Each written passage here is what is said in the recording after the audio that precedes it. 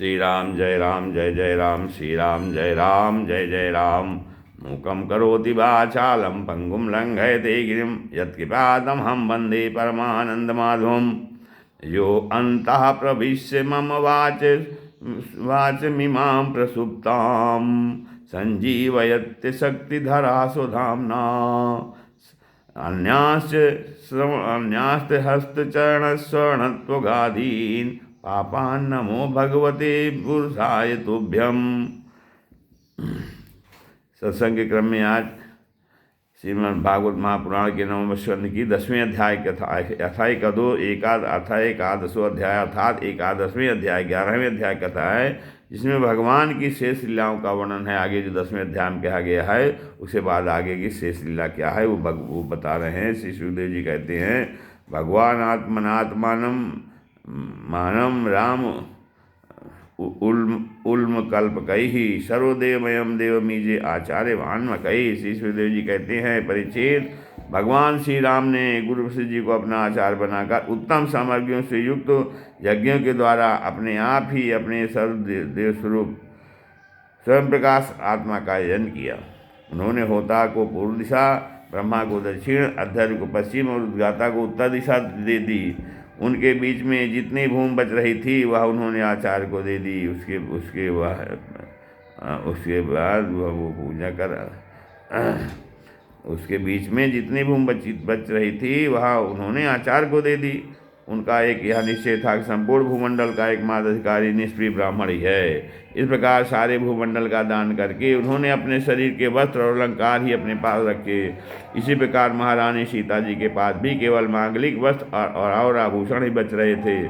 जब आचार्य आदि ब्राह्मणों ने देखा कि भगवान श्री राम तो ब्राह्मणों को ही अपना इष्टदेव मानते हैं, उनके हृदय में ब्राह्मणों के प्रति अनंत स्नेह हुआ और तब उनका हृदय प्रेम से द्रवित हो गया। उन्होंने प्रसन्न होकर सारी पृथ्वी भगवान को लौटा दिया और कहा, प्रभु आप सब लोगों के एकमात्र स्वामी हैं। आप तो हमारे हृदय के भीतर रहकर अपनी जोर से अज्ञान अंधकार का नाश कर रहे हैं। ऐसी स्थिति में भला आपने हमें क्या नहीं दे रखा है। आपका ज्ञान अनंत है। पवित्र कीर्ति वाले पुरुषों में आप सर्वश्रेष्ठ हैं। उन महात्माओं को जो किसी को किसी प्रकार की पीड़ा नहीं पहुंचाते, आपने अपने चरण कमल दे रखे हैं। ऐसा होने पर भी आप ब्राह्मणों को अपना इष्ट देव मानते हैं। भगवान आपके इस राम रूप को हम नमस्कार करते हैं। नमो ब्रह्मण्य देवाय रामाया कुंठ मेध से। श्री राम जय राम, श्री राम जय जय राम। तो परीक्षित कहते हैं कि एक बार अपनी प्रजा की स्थिति जानने के लिए भगवान श्री राम जी रात के समय छिप कर बिना किसी को बतलाए हुए घूम रहे थे। उस समय उन्होंने किसी की यह बात सुनी कि वह पत्नी से कह रहा था, अरे तू दुष्ट और उल्टा है, तो पराए घर में रह आई है। स्त्री लोभी राम भले ही सीता को रख लें, परंतु मैं तुझे फिर नहीं रख सकता। सचमुच सब लोगों को प्रसन्न रखना टेढ़ी खीर है, क्योंकि मूर्खों की तो बात कभी नहीं है। जब भगवान श्री राम ने बहुतों के मुख से ऐसी बात सुनी तो वे लोकापवाद से कुछ भयभीत से हो गए। उन्होंने सीता जी का परित्याग कर दिया और वे वाल्मीकि मुनि के आश्रम में रहने लगे। सीता जी उस समय गर्भवती थी। उस समय आने पर उन्होंने एक साथ ही दो पुत्र जब उत्पन्न किए। उनके पास हुए, उनके नाम हुए कुश और नव।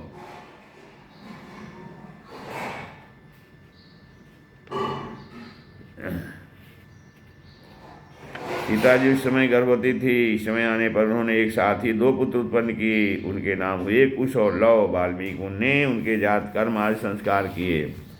फिर लक्ष्मण जी के भी 2 पुत्र हुए। कौन कौन? अंगद और चित्रकेतु। परीक्षित इस प्रकार भरत जी के भी 2 ही पुत्र थे, तक्ष और पुष्कल। तथा शत्रुघ्न के भी 2 पुत्र हुए, सुबाहु और शुद्धसेन। भरत जी ने दिग्विजय में करोड़ों गंधर्वों का संहार किया। उन्होंने उनका सब धन लाकर अपने बड़े भाई भगवान श्री राम की सेवा में निवेदन किया। शत्रुघ्न जी ने मधुवन में मधु के पुत्र लवण नामक राक्षस को मारकर वहाँ मथुरा ग्राम की पूरी बसाई। भगवान श्री राम के द्वारा निर्वासित सीता जी ने अपने पुत्रों को वाल्मीकि जी के हाथों में सौंप दिया और भगवान श्री राम के चरण कमलों का ध्यान करती हुई पृथ्वी देवी के लोक में चली गईं। यह समाचार सुनकर भगवान श्री राम ने अपने शोकावेश को बुद्धि के द्वारा रोकना चाहा, परंतु समर्थ होने पर भी वे उसे रोक ना सके, क्योंकि उन्हें जानकी जी के पवित्र गुण बार बार स्मरण हो आया करते थे। परीक्षित, यह स्त्री और पुरुष का संबंध सब कहीं इसी प्रकार दुख का कारण है। तो यह बात बड़े बड़े समर्थ लोगों के विषय में हो ऐसी है कि फिर गृहस्थ विषयी पुरुष के संबंध में तो कहना ही क्या। इसके बाद भगवान श्री राम ने ब्रह्मचर्य धारण करके 13,000 वर्ष तक कठिन रूप से अग्निहोत्र किया। तदनंतर भगवान स्मरण करने वाले परंतु अपना स्मरण करने वाले भक्तों के हृदय में अपने उन चरण कमलों को स्थापित करके जो दंडक वन के कांटों से बिन गए थे, अपने स्वयं प्रकाश परम ज्योतिर्मय धाम में चले गए। परीक्षित, भगवान के समान प्रतापशाली और कोई नहीं है, फिर उनसे बढ़कर तो हो ही कैसे सकता है। उन्होंने देवताओं की प्रार्थना से की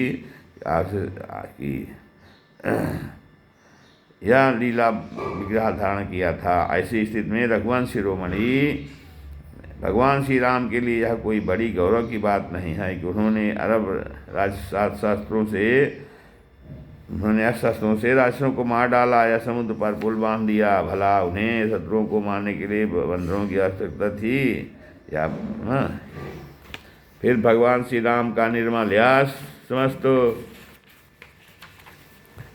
पापों को नष्ट कर देने वाला है। वह इतना फैल गया कि दिग्गजों का श्यामल शरीर भी उसकी उज्ज्वलता से चमक उठा। आज भी बड़े बड़े ऋषिमार्ग राजाओं की सभा में उसका गान करते रहते हैं। स्वर्ग के देवता और पृथ्वी के नरपति अपने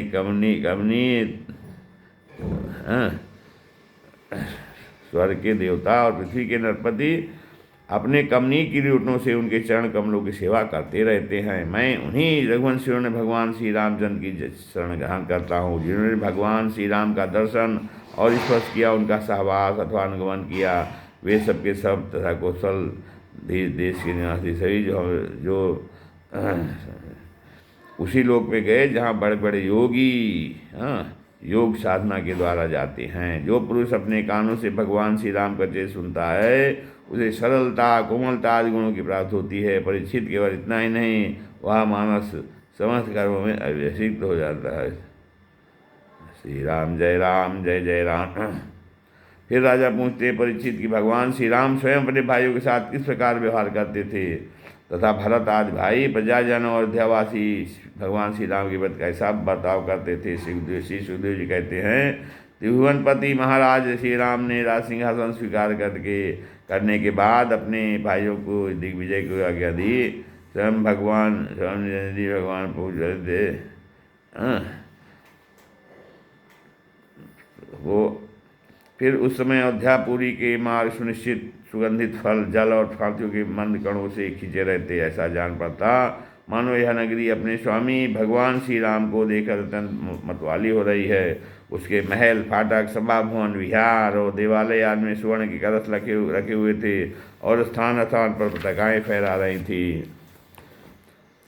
वह डंठल समेत सुपारी, केले, खंभे और सुंदर वस्त्रों के पट्टों सजाई हुई थी। दर्पण, वस्त्र और पुष्पमालाओं से तथा मांगली चित्रकारियों और बंधनमालों से सारी नगरी जगमगा रही थी। नगरवासी अपने हाथों में तरह तरह की भेंटें लेकर भगवान के दर्शन करने आते थे और उनसे प्रार्थना करते कि देव, आपने पहले ही वराह रूप से पृथ्वी का उद्धार किया था, अब आप ही इसका पालन कीजिए। परीक्षित, उस समय जब राम ने चीज कहा परीक्षित उस समय जब प्रजा को मालूम हुआ कि बहुत दिनों के बाद भगवान श्री राम इधर पधारे हैं, तो सभी स्त्री पुरुष उनके दर्शन की लालसा से घर द्वार छोड़कर दौड़ पड़ते हैं। वे ऊंची ऊंची अटारियों पर चढ़ जाते हैं और तो श्री कमल नयन निहारते रहते हैं। इस प्रकार प्रजा का निरीक्षण करके भगवान फिर अपने महल में आ गए। उनके वे महल पूर्ववर्ती राजाओं के द्वारा सेवित थे। उनमें इतने बड़े बड़े सब प्रकार के खजाने थे जो कभी प्रसारण नहीं देखा।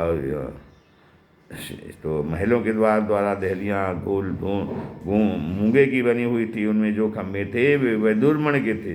मरकत मणि के बड़े सुंदर सुंदर फर्श थे तथा स्फटिक मणि की दीवारें चमकती रहती थी। रंग बिरंगी मालाओं, पताकाओं, मणियों की चमक, शुद्ध चेतन के समान उज्जवल मोती, सुंदर सुंदर भोग सामग्री, सुगंधित धूप दीप तथा फूलों के घनों में से वे महल थूक कर खूब सजाए हुए थे। आभूषणों को भी भूषित करने वाले देवताओं के समान स्त्री पुरुष उसकी सेवा में लगे रहते थे। परीक्षित, भगवान श्री राम जी आत्मा राम जितेंद्रीय पुरुषों के शिरोमणि हैं। श्रीमंत थे। उसी महल में वे अपनी प्राण प्रिया प्रेममयी पत्नी श्री सीता जी के साथ विहार करते थे। सभी स्त्री पुरुष जिनके चरण कमलों का ध्यान करते रहते हैं, वे ही भगवान श्री राम बहुत दिनों तक धर्म की मर्यादा का पालन करते हुए समयानुसार योगेश्वर का उपभोग करते रहें। इत श्रीमद्भागवते महापुराणे परमहंस्यां संहितायां नवम स्कंधे श्री रामोपाख्याने एकादशो अध्याय। श्री राम जय जय राम। श्री